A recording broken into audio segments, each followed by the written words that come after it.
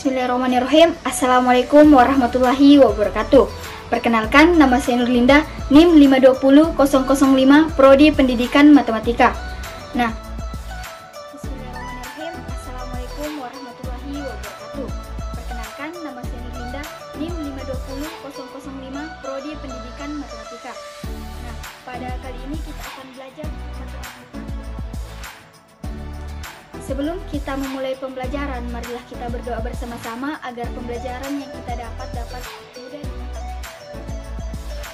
Nah, yang pertama itu adalah pengertian peluang. Peluang adalah besarnya probabilitas atau kemungkinan berlangsungnya suatu kejadian.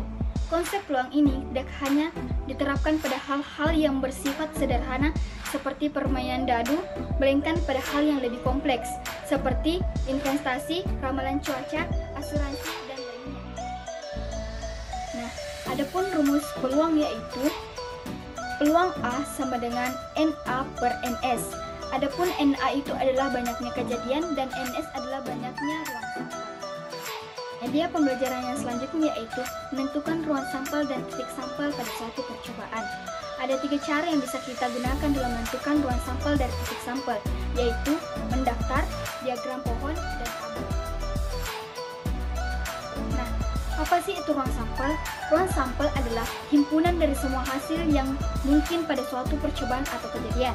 Contohnya, pada pelemparan sebuah dadu, maka ruang sampelnya 1, 2, 3, 4, 5, dan 6. Nah, selanjutnya, apa itu titik sampel? Titik sampel adalah anggota-anggota dari ruang sampel atau kemungkinan-kemungkinan yang muncul. Contohnya, pada pelemparan sebuah dadu, maka titik sampelnya 1, 2, 3, 4, 5, dan 6. Nah, untuk menentukan ruang sampel dengan cara mendaftar, dapat diambil contoh pada pelemparan sebuah uang koin. Pada pelemparan uang koin, kemungkinan muncul sisi angka dan sisi gambar. Selain dari ruang sampel dengan cara mendaftar, adapun menggunakan dengan diagram pohon. Diagram pohon adalah suatu diagram yang berbentuk pohon. Dalam hal ini, diagram pohon digunakan untuk mempermudah kita dalam menghitung banyaknya ruang sampel dari suatu kejadian.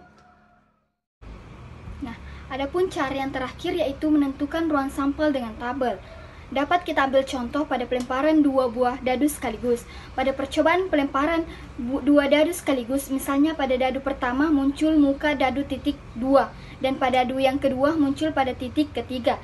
Kejadian ini dapat kita nyatakan sebagai pasangan berurutan, yaitu 2 dan 3.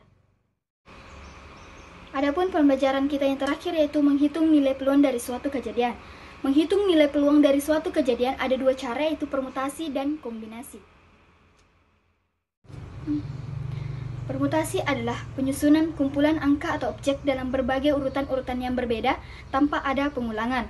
Dalam permutasi urutan diperhatikan untuk menghitung banyaknya permutasi N unsur jika disusun berdasarkan K unsur K. Selanjutnya, kombinasi. Kombinasi sama halnya dengan permutasi, namun ada hal yang berbeda, yaitu pada permutasi memperhatikan urutan, sedangkan pada kombinasi tidak memperhatikan urutan. Berikut adalah contoh soal pada peluang.